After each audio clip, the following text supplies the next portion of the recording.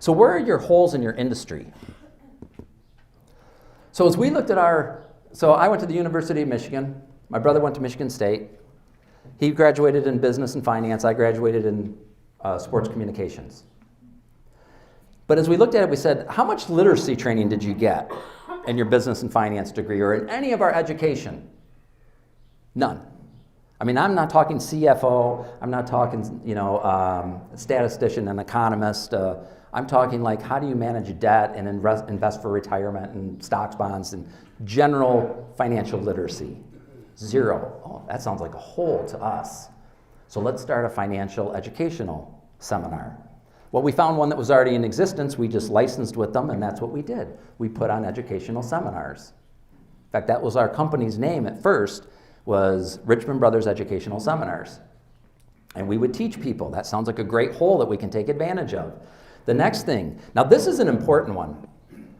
As we were growing our business, now we're 94, 95, 96. As we're growing our business, people would come and see us, and we say, well, why are you coming to us? They say, well, I don't hear from my registered rep. Okay, what does that mean? Well, they're not contacting me as much as I want. How often do you want to be contacted? Well, I'd like to be contacted, and they'd lay it out. So your clientele can tell you where your holes are, where the holes are in your industry. So we actually formed we had no idea at the beginning, but as we were meeting people, we actually formed our entire service relationship part of that by just those conversations. We formed it all based on what people were telling us. Well, we want to be contacted every quarter. Okay, we can do that. Because again, we weren't trying to be the biggest.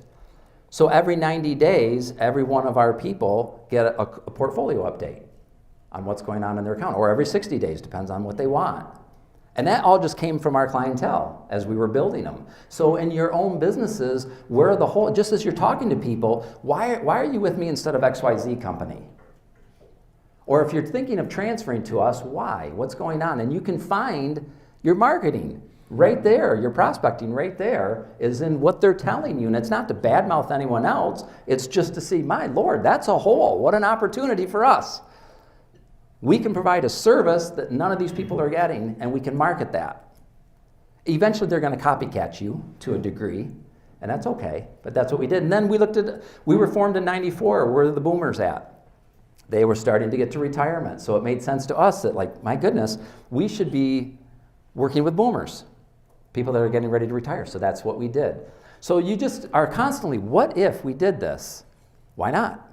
Yeah, but is that going to work? Can we actually contact people every 90 days? Do we have enough, hours to do that? And can we make a living at it? No idea, but that's what we're going to do, and then we'll adjust it as we go.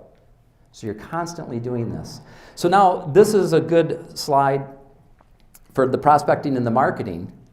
Is we started with our educational seminars, but like anything else, you're going to get copycatted eventually, and it just waters down. So about 5 years into the financial seminars, not that people had gotten a lot smarter, financially speaking, in literacy, because even to this day, there's struggles. But we were spending twice as much money and getting half as many people.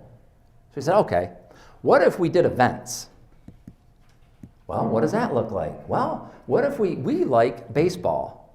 What if we got a suite at a Class A? They have the Lansing Lugnuts. It's about a half an hour away from Jackson. It's all entertainment. I mean, it's fun baseball, but they don't market players because the players, it's like the lowest professional ball that there is for baseball. We get a suite, we'll get up, we love baseball, we love sports, we can sit there for 3 hours in our suite and talk to people. That sounds awesome. Okay, that's what we're gonna do. So that's what we did.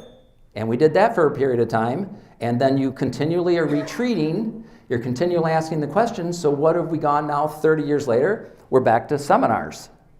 It's not that you can't cycle back through them, but you're constantly looking at where are things at? Oh, that's not working anymore. All right, well, we don't have to beat our head against a wall. What else can we do instead? And then that leads to, referrals.